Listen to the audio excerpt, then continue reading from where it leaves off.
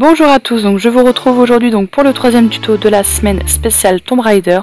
Donc pour ce troisième tuto, donc je vais vous parler du jeu 2, donc de Tomb Raider 2. Et donc dans ce jeu, Lara Croft doit trouver la dague de Xian. Donc c'est une dague en forme de tête de dragon. Et donc je vous laisse tout de suite avec le tuto. Donc pour commencer, donc vous voyez que j'ai fait le squelette en papier d'alu. Donc là je taille une forme de goutte dans de la pâte dorée que je viens placer au niveau de l'œil. Donc l'œil, j'ai tout simplement fait une petite pierre taillée comme ça grossièrement. Si vous ne voulez pas faire la pierre, vous pouvez très bien tout simplement faire un petit ovale. Ensuite vous voyez que j'ai tout recouvert, donc tout la tête, donc le squelette que j'ai fait en alu. Donc pour ça je mets d'un petit outil plat, mais vous pouvez très bien utiliser un petit cure-dent ou le dos de votre scalpel.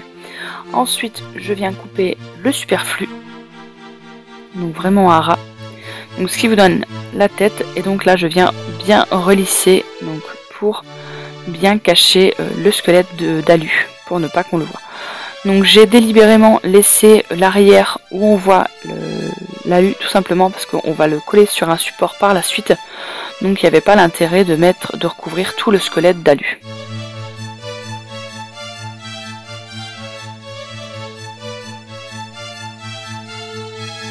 Donc ensuite, à l'aide d'un fin dotting tool, vous allez venir tout simplement former des petits traits.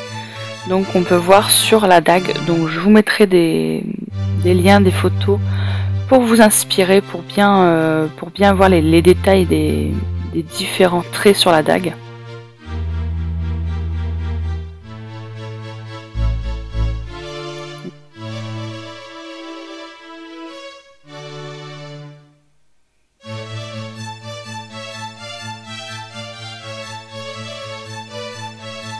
Donc ensuite on va passer à la dent. Donc pour faire la dent, vous prenez tout simplement la même couleur de pâte, vous formez un petit triangle et vous venez le positionner au niveau du dessus de la bouche. Vous venez bien coller les deux morceaux pour qu'on ne voit plus la jointure, et vous n'oubliez pas de bien recourber la dent.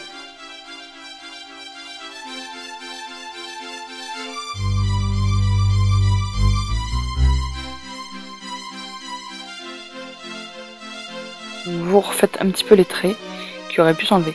Donc ensuite au niveau du corps, vous prenez un boudin que vous aplatissez et vous y collez une boule sur l'une des extrémités que pareil vous faites coller ensemble pour éviter qu'on voit la jonction.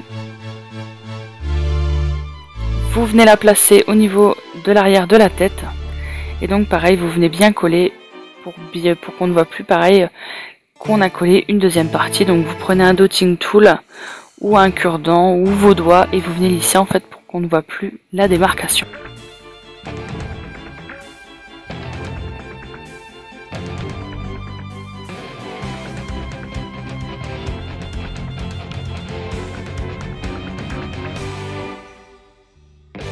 Donc là ensuite, donc je viens reprendre mon patron que j'avais fait, et en fait je vais venir couper dans de la pâte argentée la lame.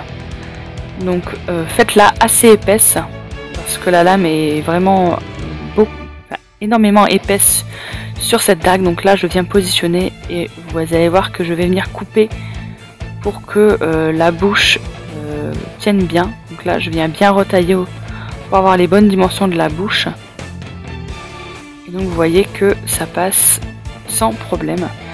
Je viens tout simplement mettre une pointe de fimo liquide pour vraiment maintenir le tout, et que après cuisson ça ne se détache pas. Donc une fois la lame faite, donc on vient tout simplement bouger un petit peu, et donc on va venir tailler l'arrière. Donc vous coupez le bout de la dague, donc vous venez prendre de la pâte rouge que vous avez foncé avec un tout petit peu de noir pour vraiment donner un rouge très foncé. Vous formez une petite boule que vous aplatissez de la même taille que le boudin. Là je vais prendre un reste de tige à œil que je vais venir enfoncer au niveau de l'arrière. Je vais venir mettre une pointe de fimo liquide et je vais positionner le petit bout de rouge que je viens de faire pour former le bout de la dague. Donc ensuite vous faites des bandes donc à peu près de même largeur de noir. Vous venez les plaquer et vous coupez couper le superflu. Et donc là en fait c'est ce qu'on va habiller en fait le manche de la dague. Donc là vous les faites vraiment aléatoirement, donc vous les faites chevaucher, donc une fois ils sont bien alignés. Ensuite vous allez voir qu'après voilà, je vais les mettre tordus. Voilà, c'est comme si on avait mis en fait du ruban en fait autour du manche de la dague.